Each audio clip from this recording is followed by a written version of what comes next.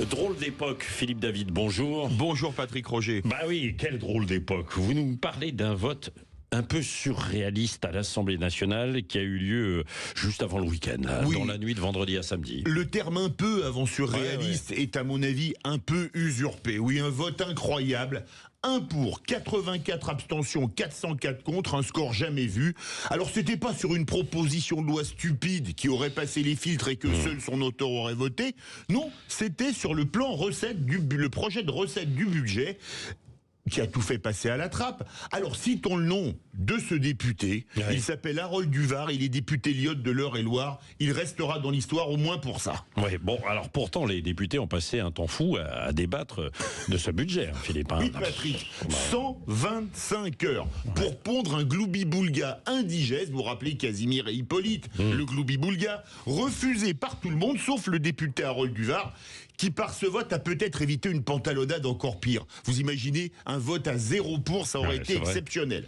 125 heures et 1710 amendements, 147 de moins qu'en 2024, pour sortir un texte qui a fait l'unanimité contre lui. Alors, comment expliquer cette unanimité contre lui? Moins un. L'homme seul contre tous, Ouais, ça me ouais, rappelle le titre Harold d'une émission de Sud Radio. Oui, Harold Duvar. Oui. Alors, oui. comment expliquer ça? Très simplement, je vous le répète, c'était d'un gloubi-boulga indigeste qui se résumait à une course à l'échalote pour créer de nouveaux impôts.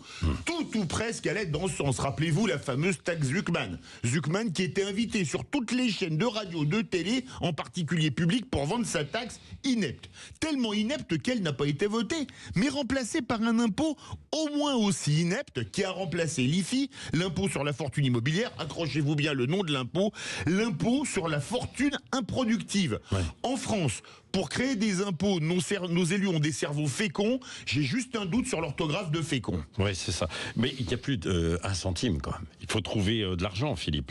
La ministre des Comptes publics, Amélie de Montchalin, l'a dit d'ailleurs. Elle a mis en avant un risque de défaut de paiement si la France n'avait pas de budget. Absolument, Patrick, c'était pas plus tard qu'hier. Alors, il faut trouver de l'argent, oui, Ouais. mais pas en créant des impôts. Alors, j'ai donné un chiffre, la dépense publique par rapport au PIB en France en 2024, c'était 57,1%.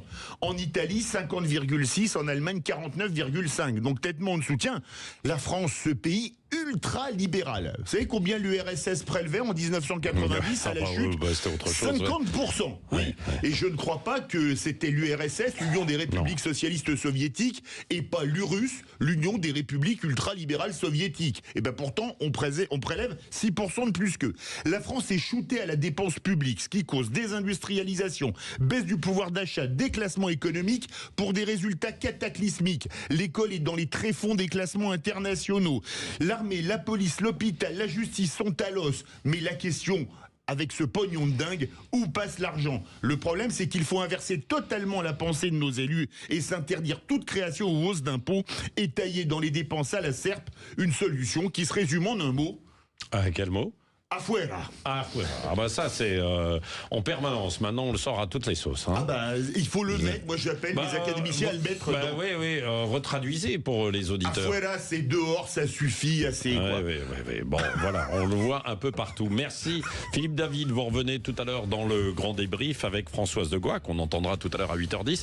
Juste avant votre invité politique, Jean-François Aquili. Oui, Bonjour, Jean-François. Bonjour, Patrick. Un député qui a voté contre le budget, Franck Alizio, député RN des Bouches-du-Rhône et surtout candidat à la municipale marseillaise. Le RN à la conquête des grandes villes peut-il faire basculer Marseille? Oui, c'est ça. Et puis, il y avait la manif de Il y a samedi. participé. Il y a participé contre les narcotrafiquants.